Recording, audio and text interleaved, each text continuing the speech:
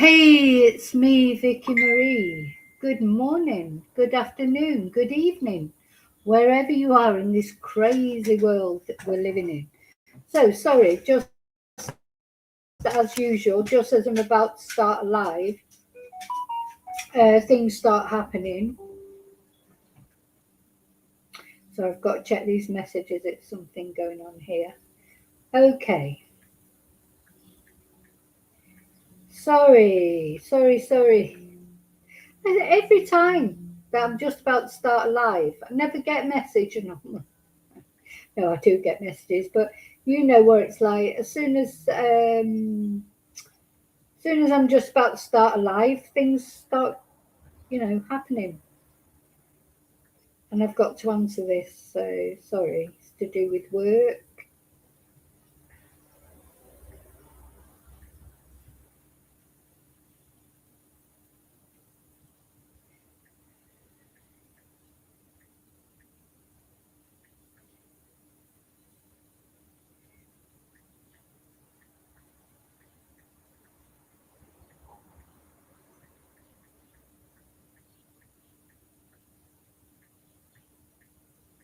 Sorry.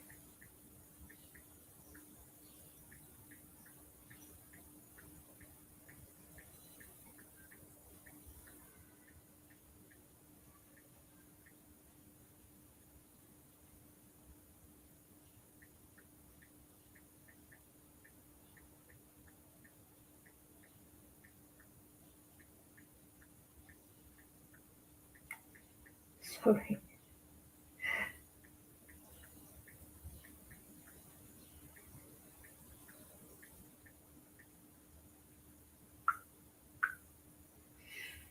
Okay, so we're here for the judges summing up. So this trial that we've been following, little Preston,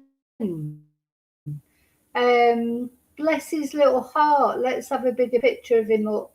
This is what it's all about, isn't it? This baby in the process of adoption, only 4 months with his foster parents. 4 months. 4 months, 40 injuries, 3 hospital admissions, the final one fatal, broken arm, distressing videos of him being tortured, in my opinion, or certainly some sadistic sort of, spinning him at the park till his eyes roll back in his head. Explicit photos of him leaving him in the bath 40 minutes. We could go on, couldn't we? I'm not going to go through it all. It'll come up in the judges summing up, I'm sure. So yeah, distressing content. So be warned, little Preston, 13 months old, and the last 4 months of his life, he was with this, in my opinion, sort of monster couple who, were desperate to adopt a baby. Fair enough. I'm not against same-sex couples adopting children, but where was the safeguarding? From what we've learned about these two men, they're not capable of looking after a goldfish, let alone a baby, even if you take the sex accusations out of it. Just they didn't have a clue what they were doing. They were treating Preston like he was 4, not 13 months old. Just out, we've been outraged. It is, I'm on my vape. It's absolutely an outrage how Preston was treated, whichever way you look at it. Anyway, so we've been through, it's a lengthy trial. There's been a lot of evidence to go through, a lot of witnesses. Of course, we've got 2 separate defence lawyers. These 2 men spoke in their own defence as well. Jamie Varley and John GF, they've both spoken in their own defence. We've got different defence lawyers. I'm not sure what Jamie Varley's defence is. I think Jamie Varley's defence is basically is just an immature prick. That's it. I think that's Jamie's defence. I'm an immature prick. I should never have had a baby in the first place. But I didn't mean anything bad by any of it. It just, it's just errors of judgment, and some things I don't remember, and some things people lied about or, or didn't remember properly. So I think Jamie's defence is an immature prick, but he didn't mean to do anything bad, but it just so happened bad things happened. And John GF's defence is he didn't know anything about half of it. He was at work. And even the videos he was sent, and, that he should have realised that something terrible was going on, just didn't realise. He just thought it was a dad loving his son, being affectionate to his son. Oh, and Jamie Varley also said, of course, that little Preston, just a clumsy baby, clumsy toddler. That's how they kept referring to him. He's a toddler. He wasn't a toddler. He was 13 months old. He was a baby. So, these two, even in the best case scenario, these two men were clueless for looking after a little baby, a gift from God that they got there with. I tell you, there'll be people out there who are misprivileged to get the chance to bring this little boy up. Wouldn't you? He's so cute, he's so beautiful, and yeah, he'd be hard work. He's a baby. Babies are hard work. They didn't seem to realise that. It's not an accessory like a Gucci bag or something, or designer t-shirt or whatever. He's a living, breathing baby. They didn't have a clue. So they failed him. Social services failed him because there were so many red flags. It was like Red Square. There were that many red flags with this couple in 4 months. Shortest time you can imagine. Oh my God. It's how long would this have gone on for? If that little boy wouldn't have died, they would still be abusing him now, probably, one way or another. Terrible. So it's a terrible case. It's affected us all. And the judge is summing up today. It started earlier. I'm going to go through it from the start. May have finished by now. And then, of course, the next step is jury deliberations. And then I think it's next Tuesday, anyway, on the 16th, would have been little Preston's 4th birthday. And there's going to be a big sort of tribute to him, and I'll be covering that. And we're all going to light a candle. Anyway, there'll be more information about that then, before then. And in the meantime, hopefully there may have been a verdict by then. We just hope it's the right verdict, don't we? So anyway, thank you so much to all of you who've cared about Preston. I know a lot of you care. A lot of you have been following my videos. Thank you for that. Thank you for caring about him. This little boy, he never had a chance really, did he? That's my dog. Yeah, do you agree? Poor little Preston. Even she's in sympathy with Preston. He couldn't be with his biological parents for whatever reason. There's lots of sort of speculation about that. I expect it'll all come out after this trial is finished, what the truth is.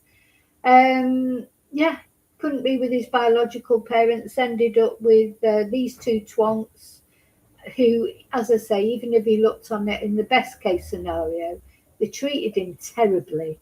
And he died in their care. And not only he died in their care, but he received 40 injuries in their care. And he started having seizures. And he had 3 hospital admissions. So even if you take the SEX allegations out of it, that's not good, is it? 4 months. 4 meses. Anyway. So thank you for caring about him. I want to say thank you to all of you who have liked my videos, especially about Preston, shared them maybe, because YouTube doesn't put these videos out into the algorithm. They don't like, videos on this topic, but, it's not going to stop me doing it. But, they restrict ads on every single video that I do about Preston.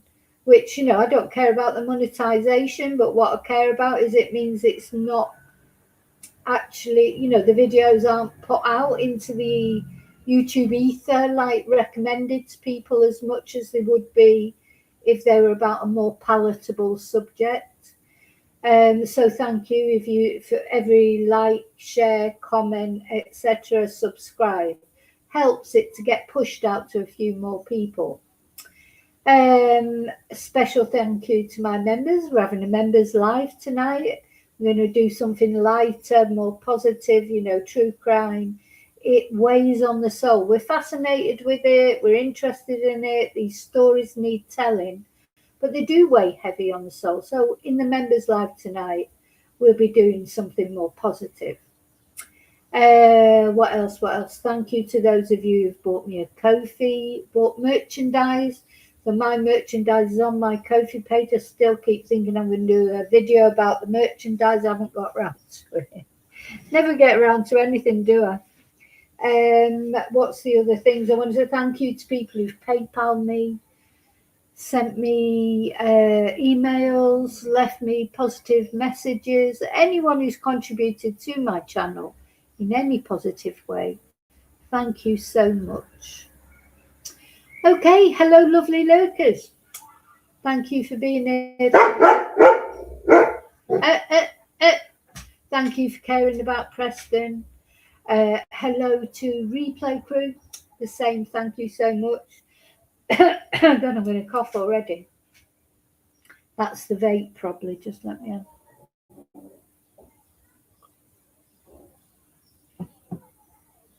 Cranberry juice. It's a bit tart. Yeah, I've lost my thread now. Oh yeah, so thank you, replay crew, as well for watching. And let's see who's in the chat. There's a couple of you already there in the chat.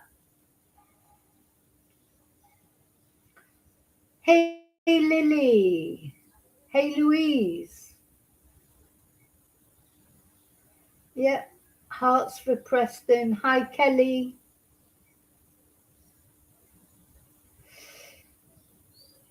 Yeah, sassy vile Varley. I mean, I've been thinking about not much else than this case at the moment, until it's resolved one way or another.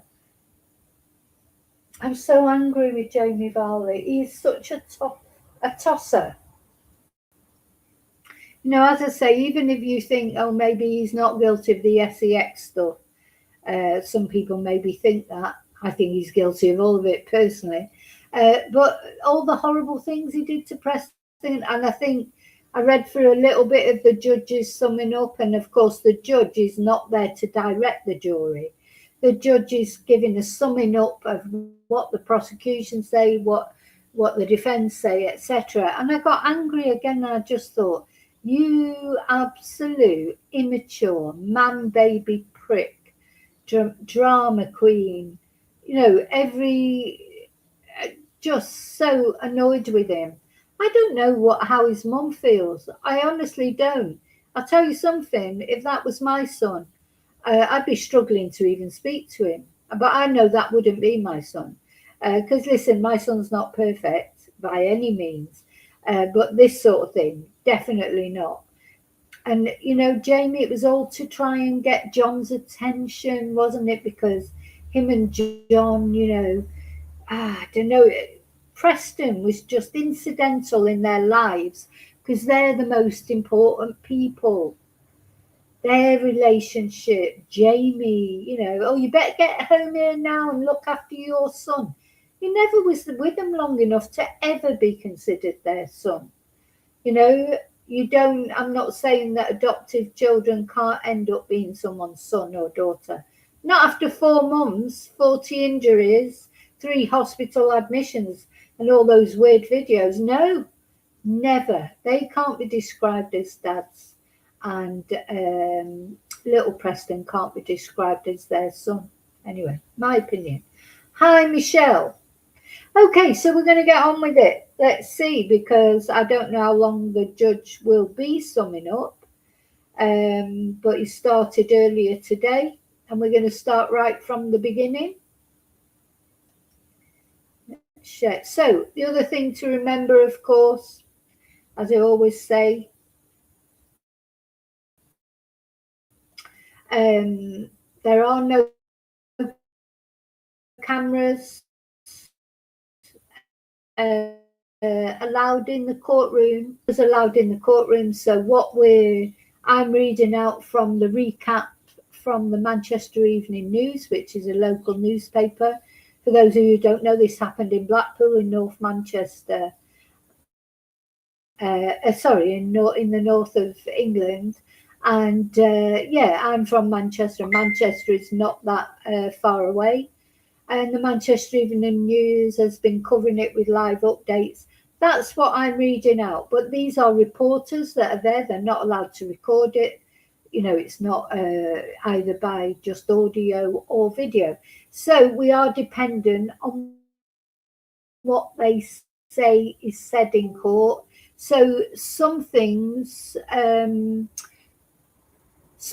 might be, what's the word I'm looking for? Some things might be slightly different, if you like, from what was said, and other things won't be. So now I've just found out someone's in here to pick up something at 2:00. I'll still carry on being here, but it just means there'll probably be a little disruption while somebody arrives and picks something up. And just had to be while I was in the middle of a live, didn't it? There's a million hours in the day. Well, there's 24 anyway. But when's the convenient time has to be when I'm right in the middle of a live. But anyway, never mind. We'll get through it, won't we? So I may have to take a short break round about 2:00 Spanish time. So I've got an hour before that happens. I doubt very much if I will have got through all this by then, but we'll see. Okay, so let's go. So, Mr. Justice Turner, he's the judge that's dealing with this. He will sum up the case for the jury. And he starts by reminding the jury of the burden of proof, that they must be sure of a defendant's guilt in order to convict them. He says the summing up is not a complete recital of the case. It is an aide-memoire. He goes on to say, Jamie Varley and John GF were in a stable relationship. I don't know if I'd call it stable. Do you think it was stable? When you think of some of the messages we've seen. Anyway, they'd been living together since 2019.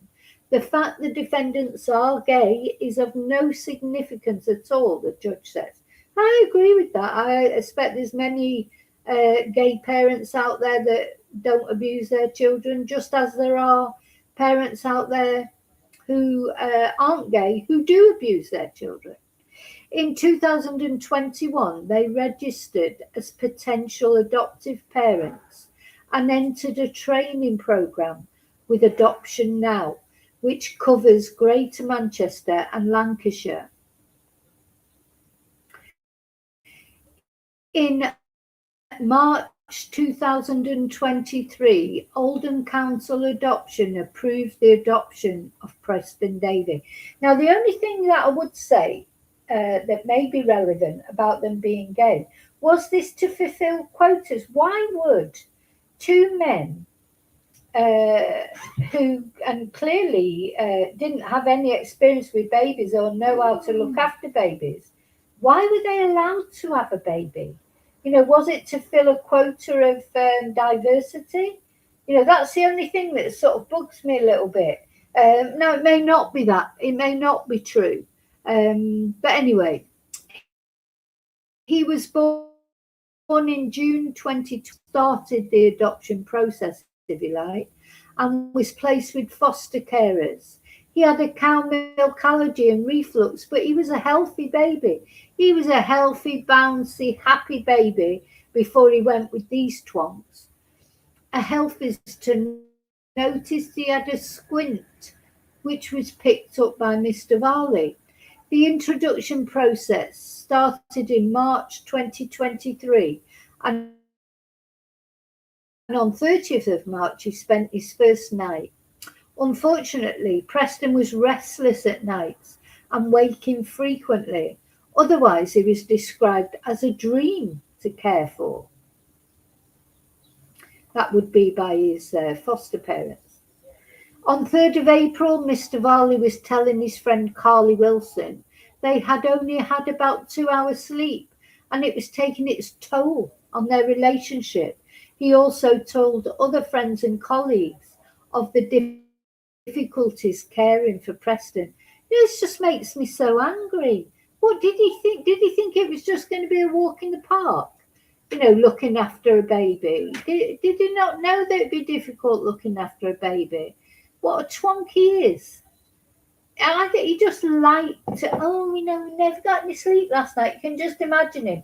Because he's such a drama queen. It's all about him. All about him, and it's all about John GF. Preston really is rarely sort of, of course Preston was unsettled. He'd been in a foster home for a few months where he had been happy with a woman, a man and a woman. And then he goes to a home where there are no women. It must have, just the fact it's a different home. No, they didn't cut him any slack at all, did they? Yeah, friends and colleagues. No. Friends and colleagues said that Mr. Varley had a tendency to be dramatic. Throughout the time they were caring for Preston, social workers, health visitors, family members and doctors expressed no concern about the care of Preston. Indeed, they were pleased at the progress, so they didn't notice anything. But the prosecution says the photos and videos taken by Mr. Varley present a different story. GF's defence says that if professionals were not aware of issues with their professional experience, that explains why he might not have been. So, on April 17th, Mr. Varley took 2 videos of Preston which the prosecution alleged to be indecent images. Legal directions define what indecent means. The prosecution says this is the first sign that the defendant was taking an sex interest in Preston. However, the defence says this is harmless footage captured during Free Willy time to show Preston in his adult years, like you do. Yeah, let's take a picture of his genitals and we'll show it him when he's 18. That's what he said. Mr. Varley makes the point he had a password-protected cache on his phone which he used for private sex images. Why was it password protected?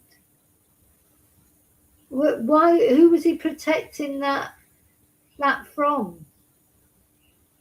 If it's your own phone and you've got sex images on it, probably lots of people have that. But why would you have it in a password protected cache? Was it in case someone found your phone? Anyway, the images of Preston were not in there. The issue of whether foster carer Sandra Cooper introduced Free Willy time is disputed. So don't forget, they said that was Sandra Cooper, the foster mum, who told them about that, but she denied it explicitly. So you have to decide, who do you believe? Do you believe these 2 men or do you believe Sandra? And that's what the judge says. The jury will have to decide whether that is important.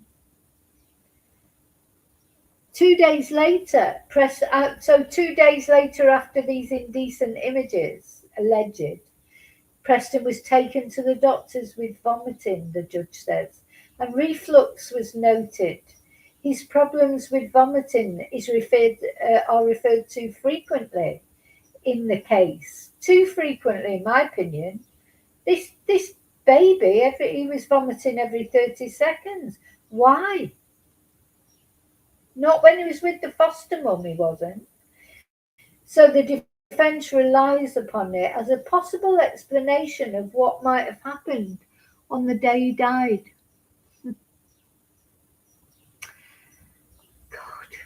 Anyway, I'll try not to get too angry.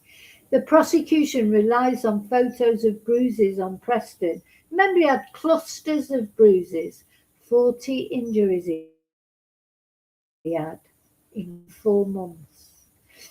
So the prosecution relies on photos of bruises on Preston, seen in photos and after his death, as evidence of abuse and non-accidental injury. However, the defendants say Preston was always falling down and clumsy, and his squint made this more of an issue. Just a clumsy baby. That's what Vile Varley said. Photos of the bruises were not concealed or deleted on Mr. Varley's phone. GF says that if Mr. Varley had inflicted those bruises in his absence, he did not have the expertise to know they were non-accidental. His previous experience with babies was limited. On April 23rd, Mr. Varley and Preston took a bath together, which lasted around an hour. An hour in the bath. Would it be like prunes? Mr. Varley took a film and photo, which the prosecution says are indecent, and which these ones were not shared with GF. However, GF did take a picture of Preston with his head in the water, supported by Mr. Varley's hand, and then unsupported. Why?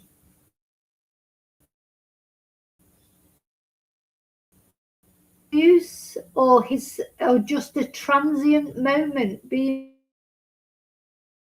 misinterpreted. That is a matter for the jury, the judge says. I do feel sorry for this jury. They've got a lot to pick through, haven't they? Anyway, 2 days later, April 25th, Mr. Varley is back in the bath, taking videos. Preston is pictured lying back on Mr. Varley's legs and having a poo in the water.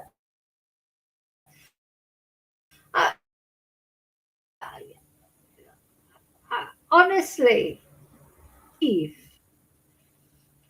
that you would be in the bath for an hour with a baby and then they started pooing and you would just sit there and take a video of it?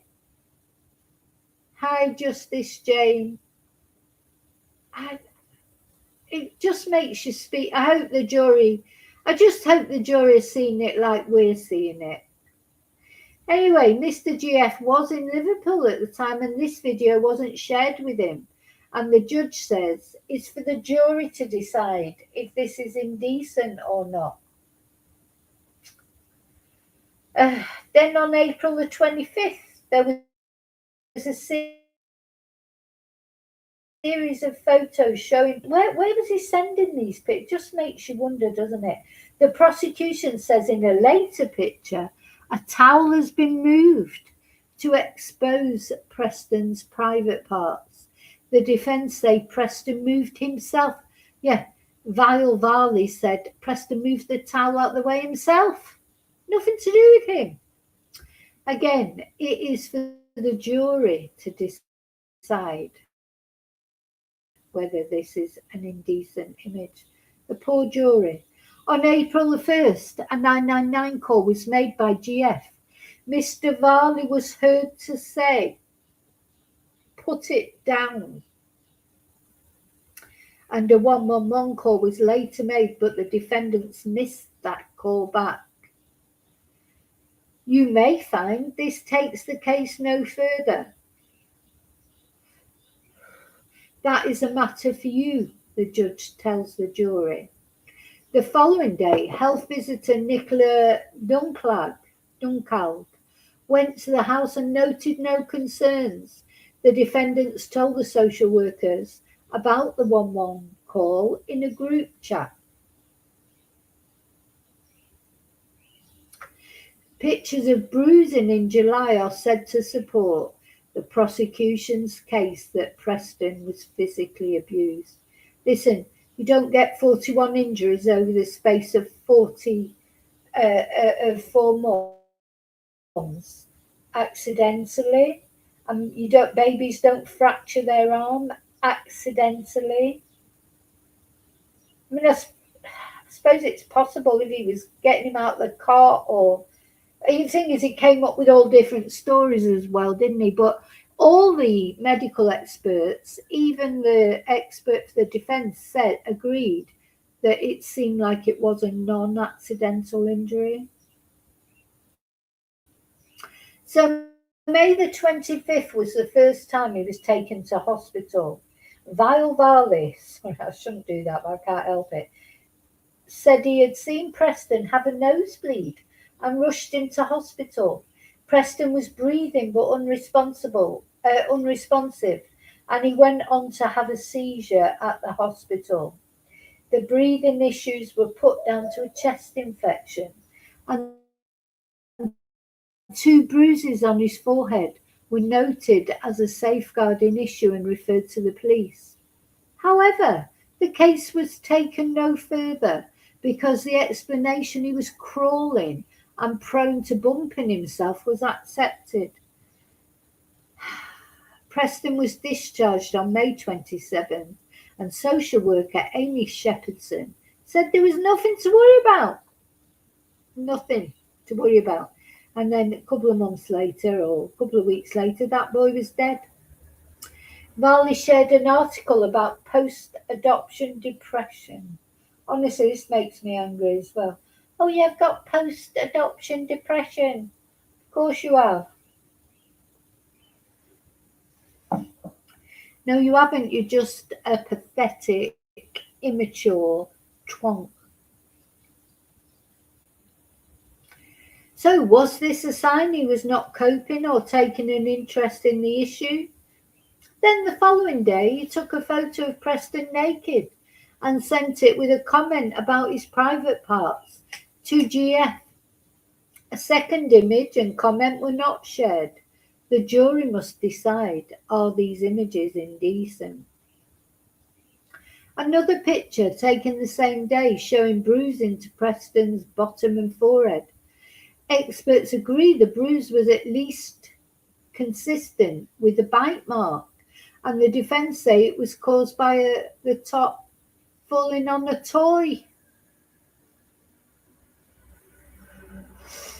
The night before Preston's first birthday, June the 15th, Mr. GF had gone to London on a work trip, and his return flight was delayed. The prosecution said that Mr. Varley was deeply resentful at being left alone with Preston, and photos and videos evidence the defence will say he was being characteristically dramatic. At 9:07, Varley took a video showing Preston very tired and fallen asleep, while music from the after Mr. Varley wakes him up, shouting boo. Mr. Varley says he regrets he intended to tire the baby out so he would fall asleep. The prosecution says these are acts of abuse to punish GF. I agree completely with the prosecution. It was all to get at GF. He's out at work having a great time, or he thinks he's out at work having a great time. And so he sends these videos, doesn't he? The prosecution says these are acts of abuse to punish GF for leaving him holding the baby, even though he volunteered to have, he wanted a baby, he volunteered to have a year off work, but he's blaming everybody else for it. Soon after, Preston is videoed looking unwell, and Mr. Varley texted his partner saying he thought Preston had a seizure. He told the jury he'd been told by a medic it would only be a problem if it lasted 5 minutes or more. And Mr. GF did not get home until 2 a.m. I mean, what was Mr. GF up to? I mean, maybe he was seeing somebody else. On June the 23rd, GF took the Let's Twist again and Walking on Sunshine videos. The prosecution say it was too rough. The defence say it was over-enthusiastic, but well-intentioned horseplay. Varley texted a work colleague saying he was feeling worried and depressed. He expressed feelings of not wanting to be here anymore, and he said he was focusing on getting better. And he added, John and I have been falling out. So again, it's all about him. Where's his text saying, I hope Preston's settling down with us? Where's those texts? Where's those texts? What's all the texts all about him and his partner? Hi, Ange. Yeah, we're all praying for the right verdict, aren't we? We are. Just hope that the jury's seen it in the same way we are. So he said that he's been having depressive thoughts. He said that he and GF weren't getting on very well. Nobody noticed. Nobody did anything. Nobody cared about Preston. June 30th, he was seen at the eye clinic Preston was seen at the eye clinic about his squint. Later that day, he was vomiting again, and a rash was getting worse. Preston was taken to hospital by the defendants, who worried that the rash was due to his jabs. Bruises were noted on Preston's forehead. Varley showed a video of a toy box falling on Preston.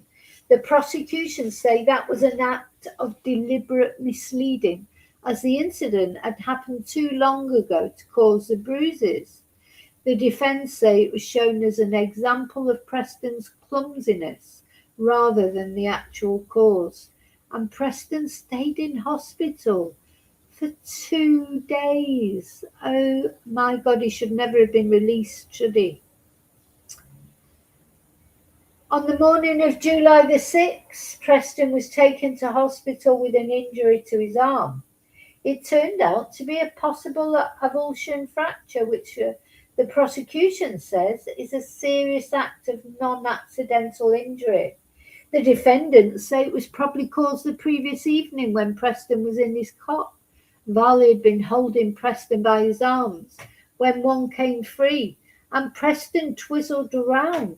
Mr. Varley heard a click, but Preston did not cry. The following morning, he wasn't using his arm, so he was taken to the hospital. A colleague, Janet G., said he had told her Preston had caught his arm in the cot bar. A doctor recorded it was as Preston was being taken from his car seat, but the defence said there were other errors in the notes, so the defence tried to say it was the doctor's problem with English, that car sounded like cot. Car. They tried to say that the doctor had just misunderstood. Dr. Gifford said Preston would have cried out and would have continued to be in pain the following morning, but he was recorded in hospital notes as being happy, yelling in excitement. Varley texted a friend and said he was ashamed to say he thought he may have caused it, but they had FaceTimed their social worker, who advised them to take him to hospital. They felt sad and upset because he had been through it and it was his third time in hospital. No one treating Preston in hospital raised concerns it was non-accidental. Why? When Preston he actually had his arm in a cast, bless him. Janet G. had a visit from Mr. Varley. She said he told her he was agitated and Preston was not sleeping well, and he had thoughts about harming the baby by drowning or smothering him. So he said this to this woman. But Varley denies this conversation was about himself and Preston. And it is noted by the defence that she did not mention this until August 2025 in a second police statement 2 years after Preston's death. Varley's defence says she may have got muddled with staff room gossip and confused the account with conversations about his sister. It is not alleged that GF was told about this conversation. The day after Preston was seen for his arm in hospital, an independent reviewing officer visited from Oldham Council and concluded there was no concern, and Preston's cast was removed on July 18th. Now this is terrible, so I just want to warn you. On July 19th, it's all terrible, but I think this is particularly terrible. On July 19th, there are videos of a trip to the park. In one video, Preston is being spun in a ride, and in one, his eyes lost focus. So he's being spun so fast, his eyes lost focus. Both defendants agree this was inappropriate. Oh, no shit, Sherlock. But Mr. GF was not there. The prosecution says this is an incident of Mr. Varley treating Preston cruelly, abusively, and using him as a plaything. But the defence says it may have been misjudged, but it was not abusive. And now this other horrible, especially horrible bit. On July 23rd, both defendants were home. Mr. Varley took a series of 7 images over 3 minutes from 2:10 p.m. Preston can be seen draped over the bars of the cot with his neck in direct contact with the horizontal bars. The prosecution says you can be sure he was deliberately placed in this position. The defence say, oh, it was not unusual for Preston to fall asleep in unusual positions. So that's just the way he fell asleep. Nothing strange there, nothing to see here. God. So as I say, even if you discount the SEX stuff, these videos are enough, aren't they, really? There's Preston with his neck in direct contact with the cot. And they're saying, oh, he just used to fall asleep in funny positions. Whatever. God. And the prosecution say it would have been, and of course, Dr. Gifford said that his lips were blue and he looked like he needed resuscitating. Also, there was dribble coming out of his mouth, or was it dribble? And don't forget, DNA was GF's DNA, SEMEN, was found in that cot. Rather than reposition Preston into a safe position, an image shows a soft toy was placed under his bottom while his head was still over the bars. 2 minutes later, a photo is taken, which the prosecution says is evidence of SEX abuse, but denied by the defence.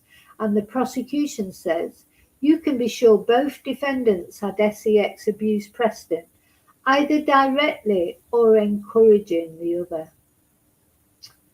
GF says he was making the Sunday roast. Yeah, remember he was making a roast dinner, for Preston. Get Preston used to having Sunday roast. He was 13 months old. When he was called up to Preston's bedroom, he went up reluctantly and told Mr. Varley to lie him down. He went downstairs, presuming that's what he would do, and he was surprised to show images that showed he had not. Oh my God, he was so surprised. Varley agrees he should have laid him down, but he denies leaving him there for the purpose of SEX abusing him. He denies realising that Preston's lips were turning blue. Defence says that stains on the cot were consistent with Preston throwing up, and experts agree The findings of the DNA on the cot were neutral.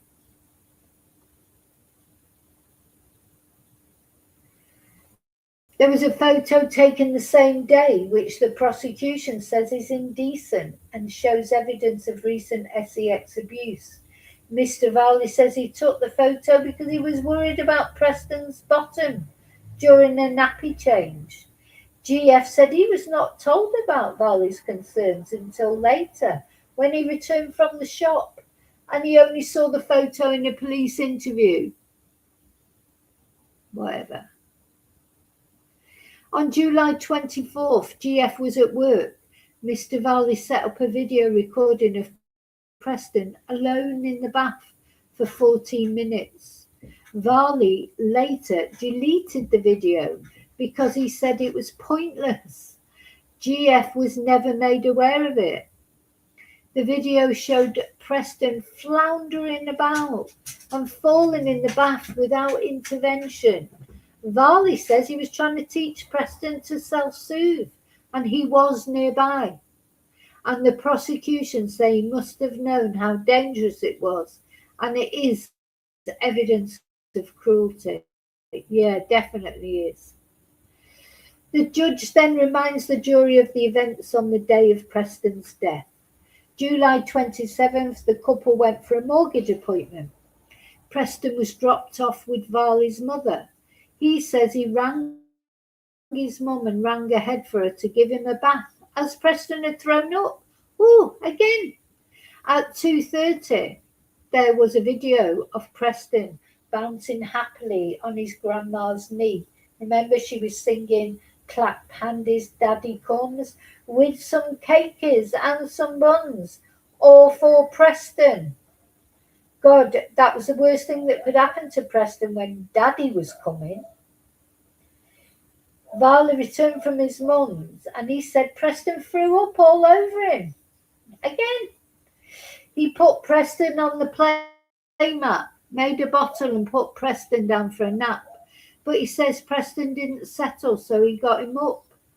There was phone activity, including a call to his partner, asking when he would be coming home. Yeah, better get home here now. I need to have a shower. What a drama queen. Now let's not forget, after all this happened, GF is saying he didn't know anything about it, and he said when he testified he thinks his trust in Jamie was misplaced.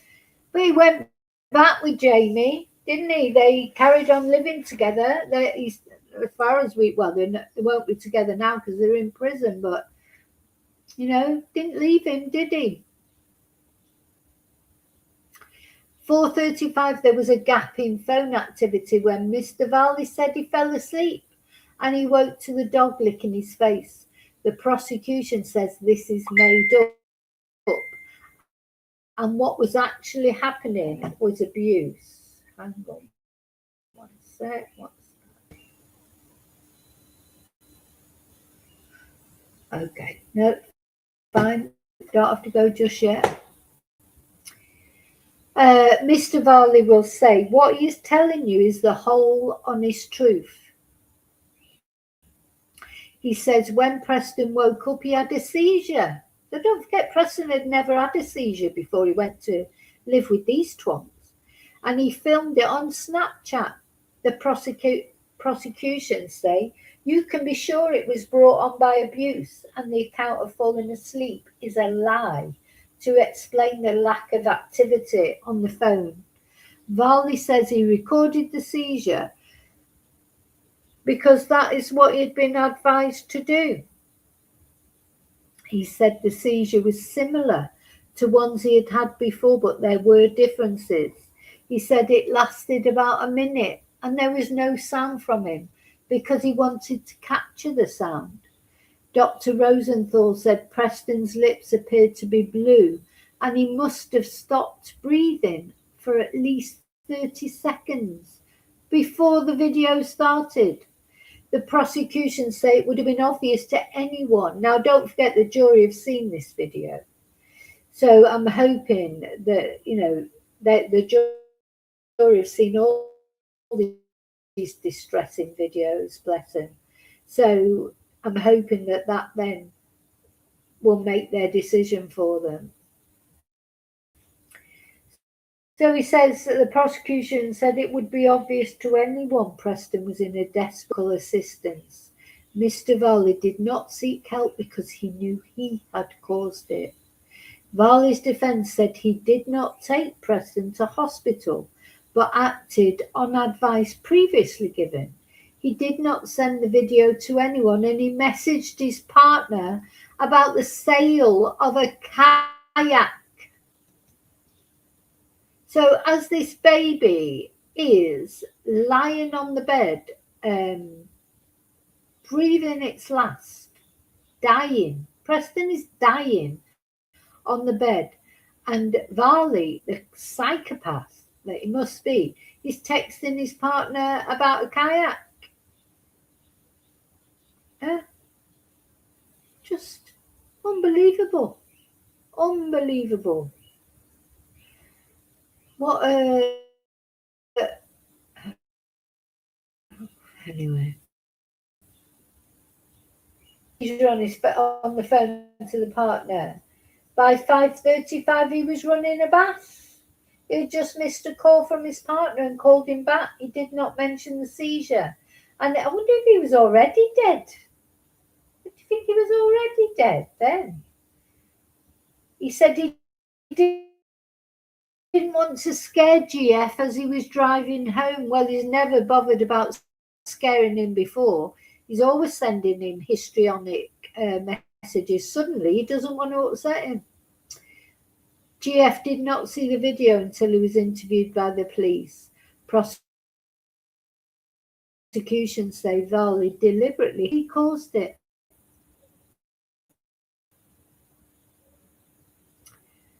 So after he'd had a fit, then he put him in the bath on his own. Anyway, he says that he put Preston in the bath with a seat and 2 to 2.5 inches of water while he had a shower and went to get clothes. The prosecution said he made up this story to give an account of drowning or near drowning to cover up the fact that he had sex abused him. There was no water in the bath. Preston's hair was dry, and the prosecution says items in the bathroom were not where they should have been. Mr. Varley said in the shower he could keep an eye on Preston, and he did so for 40 seconds. He said he left Preston unattended, went onto the landing for a towel, and into the bedroom looking for his pyjamas, and he might have gone into Preston's room to get his towel with bare ears. He was gone about a minute before returning to find Preston out of his bath seat. He could not say if Preston was submerged. He said he scooped him up and Preston gasped. He put him on the floor thinking it could have been far worse. He rubbed Preston's belly to get water out, and Preston was sick again. But he'd have nothing left in his stomach, this boy. Well, the only thing he'd have in his stomach is what he'd put in there. He put Preston in a nappy and a baby grow. Mr. Varley flicked the chandelier and Preston seemed to follow it. As he realised that Preston had done a poo, so he changed the nappy again. He put Preston on the rug, and Preston threw up a lot, so he's still throwing up. Varley said he thought the vomiting was a result of Preston swallowing bath water. He said the vomit changed colour and consistency up. He thought Preston was choking and rubbed his back.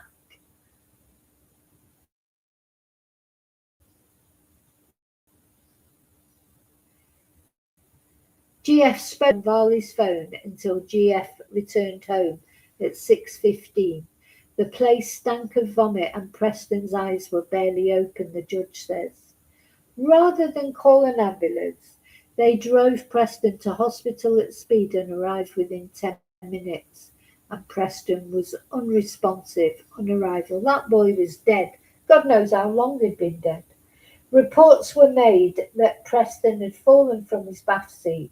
Attempts were made to resuscitate Preston. Circulation returned full, was pronounced dead at 7:19. Varley behaved erratically at the hospital, the judge said. Even after Preston was pronounced dead, he tried to give him mouth-to-mouth resuscitation. The prosecution says this was a charade, but Mr. Varley says it was genuine grief. Well, we saw that video. Make your own mind up whether it was fake. And then they were taken through post-mortem findings. Now I'm just going to flick up the arm. There's still quite a bit to go. So I've got to get ready for this person coming to pick something up. Now I'm not going to come off this live. What I'm going to do is just put a picture of Preston up. I will be back. Might be 10-15 minutes, so I'll carry on a little. Just awkward, someone's coming to pick something up. I've got to get it ready for them and everything. It's going to be right in the middle of this. Anyway, then the jury were taken through post-mortem findings, the evidence from Alison Armour and the other doctors, etc. Neither pathologist found any evidence of natural disease, and Dr. Armour concluded Preston died from acute upper airways obstruction. Professor Crane, the forensic scientist for the defence, he did agree it was a possible cause of death, but he did not exclude others. He said it wasn't conclusive, but it's important that he did not say it was impossible either. Whereas Dr. Armour rejected other possibilities, like, for example, for near-miss drowning, but Professor Crane did not. So the judge said to the jury, the defence invite you to conclude Preston had another seizure or fit, and the natural gagging reflex, which would have prevented vomit going into his lungs, was suppressed and enabled vomit to go into his lungs, causing his death. Preston had a history of vomiting attributed to his reflux. Now, he did have reflux, when he was with the foster parent, but he was never admitted to hospital. He didn't have all bruises and fractured arms and 40 injuries. And reflux is not, vomiting the copious amounts of vomit that Preston did with these while he was in the care of these twons. So vomit was found in his airways. So bruises to Preston's head and face were fingertip marks not consistent with resuscitation. And Dr. Armour said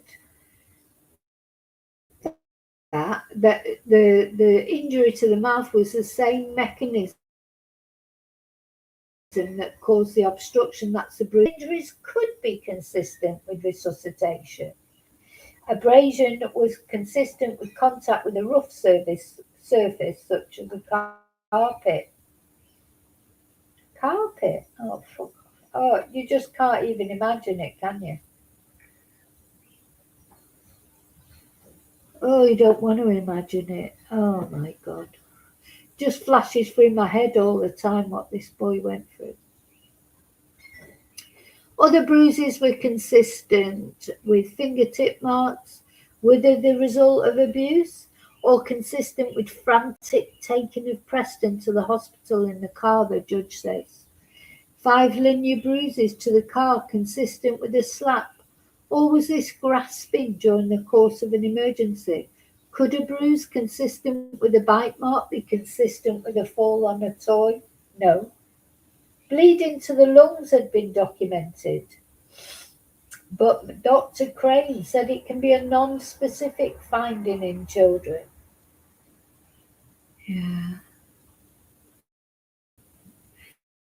So then there was this big thing, wasn't there, about the bruising? Could it, the prosecution says that because Preston was in cardiac arrest, it was not possible to cause bruising with the in his shins showed no signs of bruising. So other things that were, used in the medical intervention did not show a bruise. The only bruise was there in the back of his throat.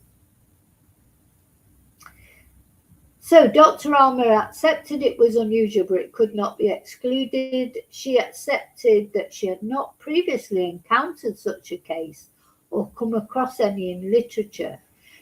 Professor Crane said you would expect to see injury in the mouth and palate if an object was inserted, but Dr. Armour said it would depend on the object. And Professor Crane said it could have been the result of Mr. Varley removing vomit, but the prosecution say this is an account made up to explain the injury.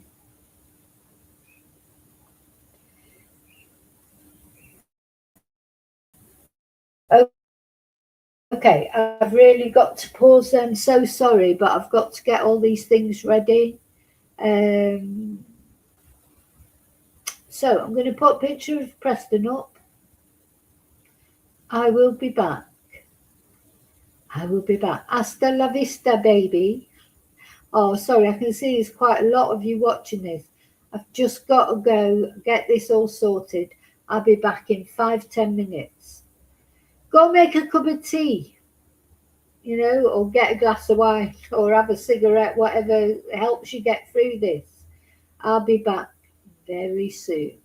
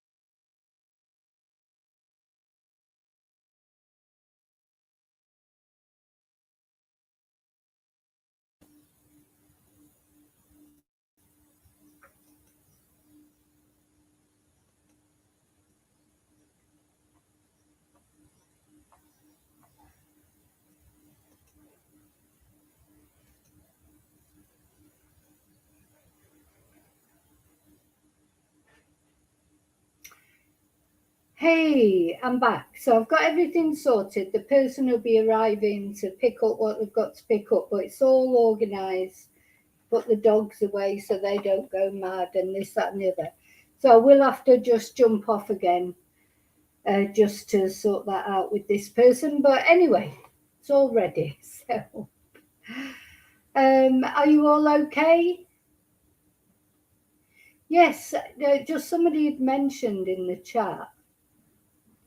Yeah, why didn't Varley's mum give evidence? Strange, isn't it? Very strange. You know, nobody. Well, having said that, I haven't. I haven't been following the trial right from day one. But I'm pretty certain that Varley's mum did not give any evidence. The foster mum gave evidence, didn't she? And some of the friends and things.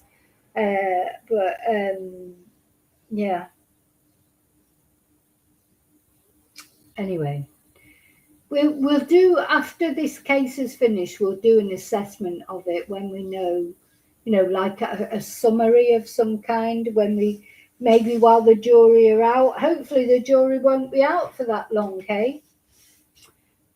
Hopefully it'd be a quick decision, but it could go on for days because there's a lot for them to, and there's quite a few different charges. So they've got to make a decision on all of these charges, and it may be that they end up getting found guilty of some things and not guilty of other things. So, will it be a long deliberation, or will it literally be, will they go and say guilty to all charges? We don't know, do we? So, but it is quite complicated case, isn't it? Oh, hang on.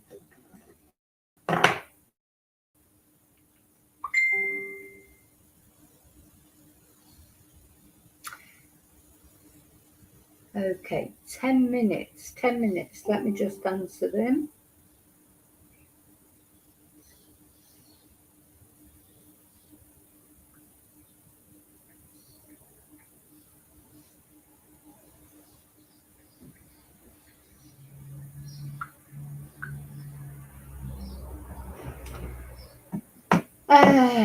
Okay, so let's go back. I'll say in 10 minutes, I'll have to go and just hand this over.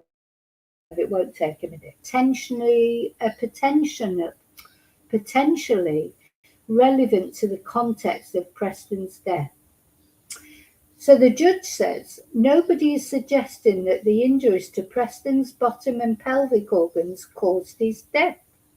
However, they are potentially relevant to the context in which Preston met his death.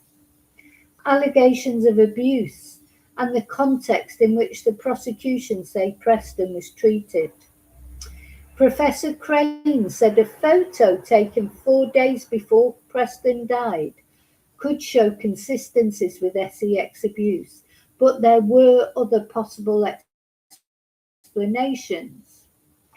Alleged injuries found during the autopsy gave rise to disagreements between the pathologists. The prosecution say you can be sure these are injuries brought about by sex abuse. However, Professor Crane said the findings could not be conclusive and some irregularities could have been caused by the taking of samples during the examination.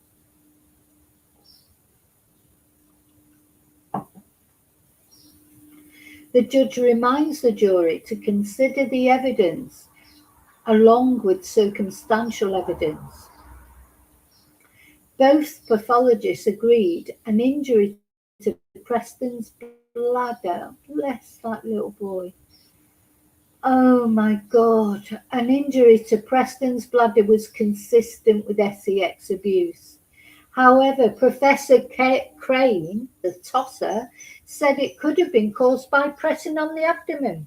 Because don't forget, Varley came up with this story that he decided to perform CPR by squeezing his stomach like a tube of toothpaste. The defence say that Mr. Varley pressed on Preston's tummy when he took him out of the bath. God. Liars, complete liars. So the jury were told not to hold defendants' no comment replies at interview. The jurors has seen recorded police interviews with both defendants. They must not hold their no comment replies against them.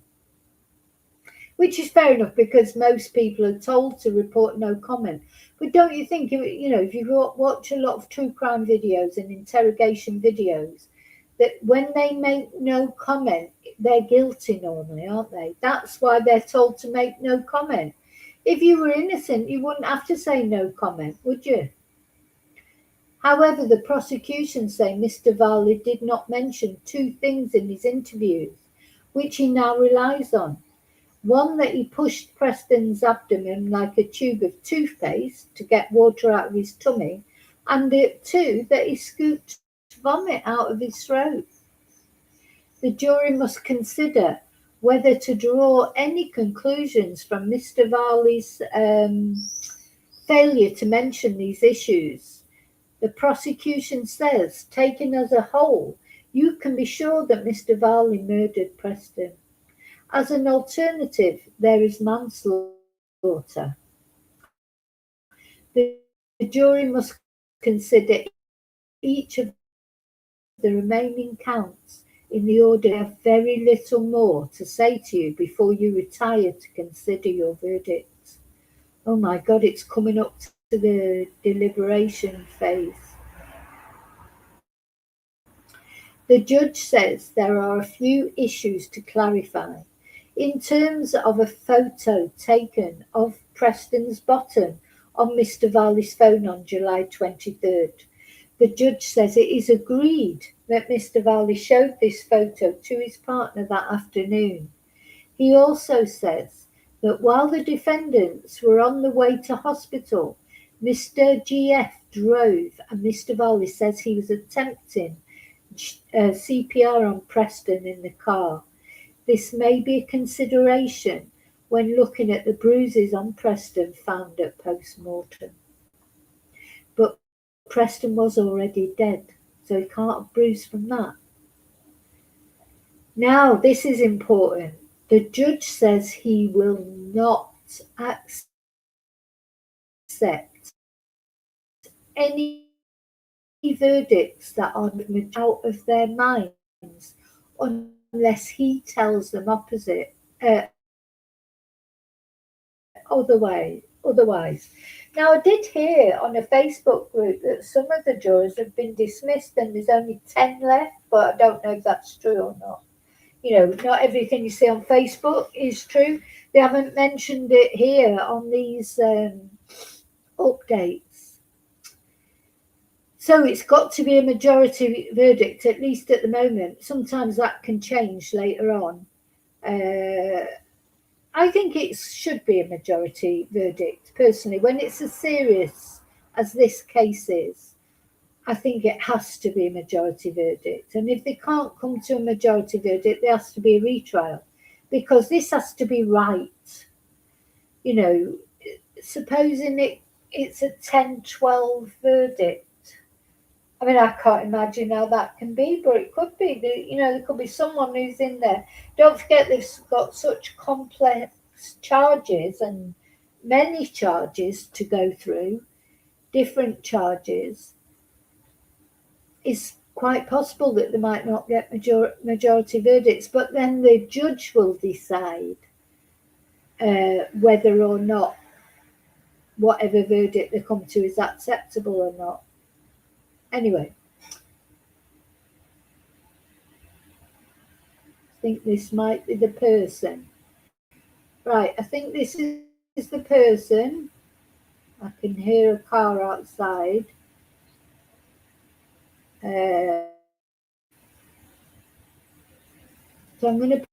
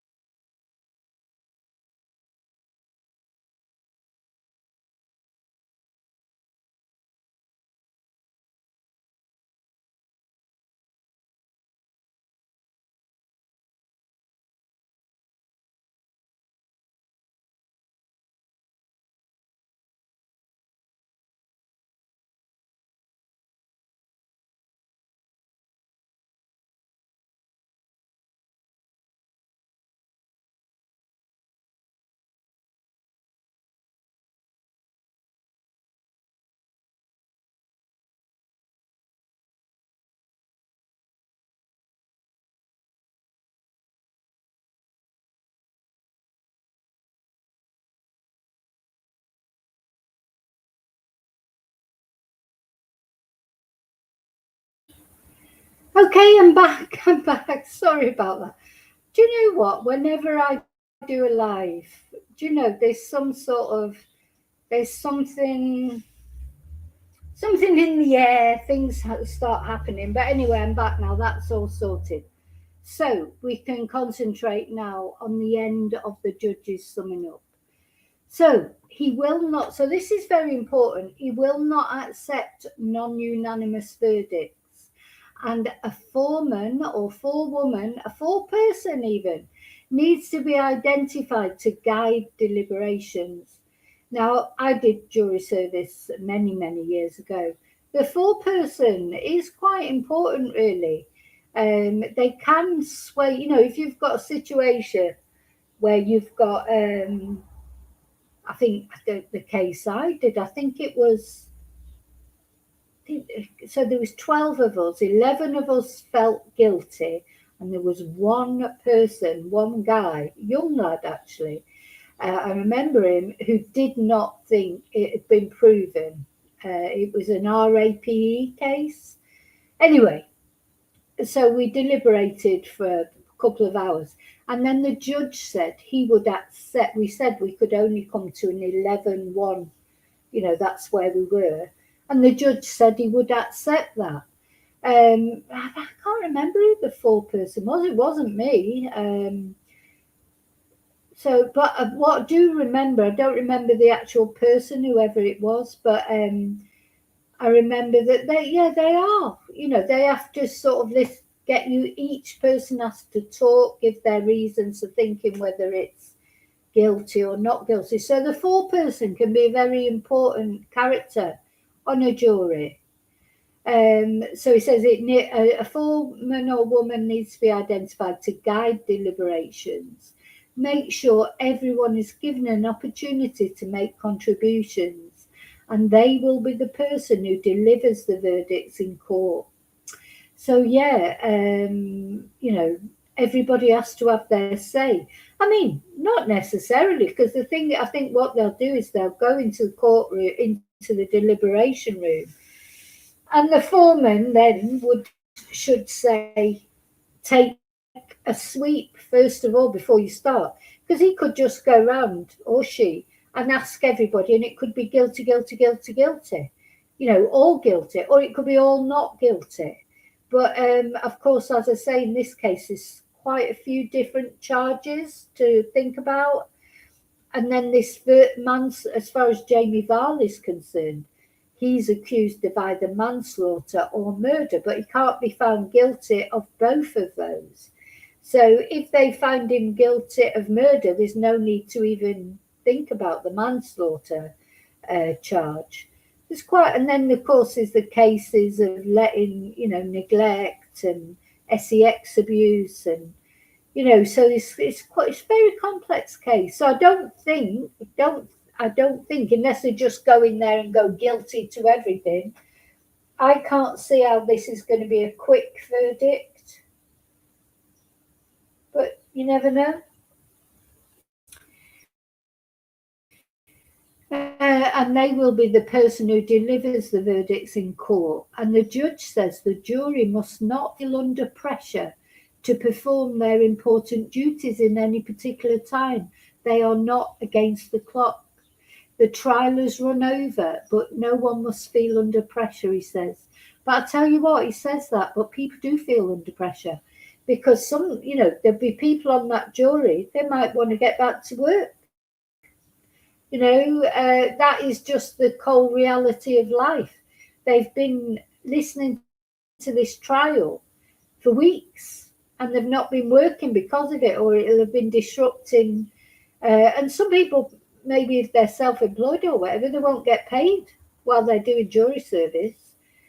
So it's, like it or not, people do feel like, they just want to get it over with and get back to normal, especially after they've been through this case. Could you imagine being on this jury? It's been bad enough for us, sitting back, listening to it, reading the Manchester Evening News summary of it. That's been bad enough. But imagine if you've been there, you've seen the videos, this little boy, what he's had to endure. apart from the sex stuff, just the humiliation of those weird videos, the being spun too fast at the park, being left in distress in the bath for 14 minutes. These jurors, they've not only read about it, they've seen it. They've seen the videos. Very traumatic. I bet they can't wait to get away from this case. They want to come to the right decision, just like we want them to. They want justice for Preston. I feel in the same way. You sort of, how can I put this? You don't want to keep talking about a baby being abused. So it's not something you're going to enjoy doing, is it? But at the same time, you want justice for the baby. These things have to be talked about. They have to be talked about. I'm going to just put these pictures of Preston up again.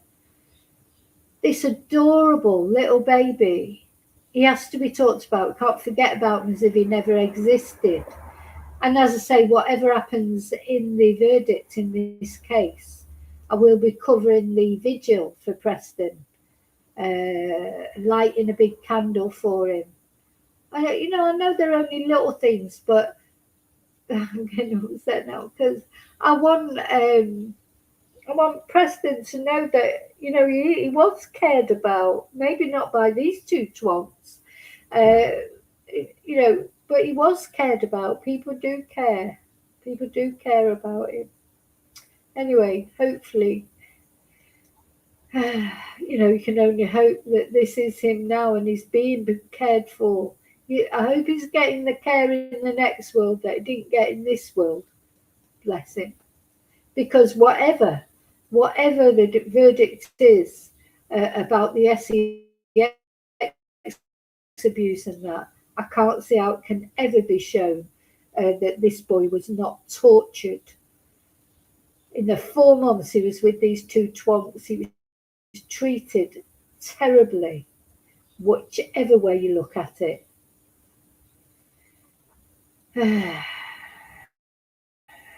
So that's the and then they retired. So that was at 12:33 British time. We are now at, it's 16 minutes past 2 here in Spain. Sorry, I'm getting upset because it's sort of come to the crux now, hasn't it? You're just praying for the right verdict. They cannot get away with what they've done to this baby. They just cannot get away with it because, little Preston, in cases like this or but even if, to be honest, even if Preston was still alive, just because of his age, he wouldn't be able to give his side of the story, would he? That's what these horrible men are relying on. Like, how are you going to prove it? How are you going to prove that this is what we did? Because they're in it together. This vile man, Jamie Varley, vile, who got angry. Well, do you know what? I was thinking about it. He started off his first interview, this one here, when he had the short dark hair just after he murdered Preston. Well, to me, he'll always have murdered him, which, whatever the verdict ends up. And he was sobbing and he was crying and, I can't believe this happened and I just did this and that's how he was at first. And when he realised he wasn't being believed, like a year later, after he'd changed his look, got his long hair now with his sun streaks, looks like he's just come off holiday, grown a bit of facial hair. Then he was like aggressive towards the police, wasn't he? Oh, you seem more interested in his genitals than I do. Accusatory to the police, as if the police killed this little baby that was in his care. And I think it's very telling, salient, to see the difference in his demeanour, because by the time the second videos were done a year later, he'd had time to get his story straight. He's cocky, he's done all these horrible things to Preston. He's been free for a year doing whatever, getting back together with GF, doing whatever they do, probably, stocking up on his private SEX cache of photos, password protected. And this one, GF, he just gives me the creeps. Literally, when I watched his interviews, it's like all the detail he's putting in. Oh, well, and we said about little one this and little one that. Couldn't even mention his name. He's sickly sweet. He's creepy as FUCK. And they both think they've got away with it. I think if anyone gets away with it might be GF, because that's the what's the word? That's the pretense that he's put on, isn't he? He's just an innocent in all this. It's Jamie Varley did it all, and he now when he looks back, he put his trust wrongly into Jamie. That's what he said, wasn't it, in the doc? But I think he's just as creepy as Jamie. And what happened with poor little Preston is he was in the middle of these two men. He was used like when they had arguments or whatever, or disagreements, when he would use Preston as like a way of getting to GF, make him jealous, or I don't know, all sorts of things. And little Preston, he was just a plaything in the middle of these two horrible men, and like a stress ball, used as a stress ball. And 4 months, that's what I think we've never got to forget, is this boy in 4 months went from a lovely, happy, bouncy baby boy with a few sleep issues and a little bit of a reflux problem, till in the end he was having seizures within 4 months. He was having seizures. He was vomiting constantly. He was at the hospital multiple times. He had a broken arm. He had 40 injuries. As soon as these horrible men got hold of him. I hope the jury see it that way. But anyway, it's out of our hands now. That's where we are now. Tonight on my channel is Members Live, and we will be doing something positive, that's for sure. Because this hasn't been very palatable, has it? True crime isn't palatable, but I think this is probably the worst case that I've covered. So tonight in Members Live, we'll be talking about something more positive. But the only thing that might happen is, of course, if the verdict comes in, I will be doing that, and I'll have to do the Members Live on another evening. And of course, the other thing that's happening today is the World Cup starts going on to. So we'll probably be talking a little bit about that tonight. Just some positive things. Poor little Preston. Frozen in time. Anyway, we're waiting for the result. I just want to say thank you so much for watching. Thank you for caring about this little one. So if we don't care about him, who does care about him? Probably his foster mum. Yeah, who else? Maybe even his biological parents. I don't know. Because we don't know that full situation yet, but I'm sure it'll come out once the verdict's in. So, thank you for watching. I'm going to go and have a big glass of wine, I think, because my nerves are frazzled after this case. And we'll see what. Just praying for the right verdict. Please, God. Please, God. Okay, thank you. See you really soon in the next video. And until then, may your God go with you. And prayers for Preston. Bye.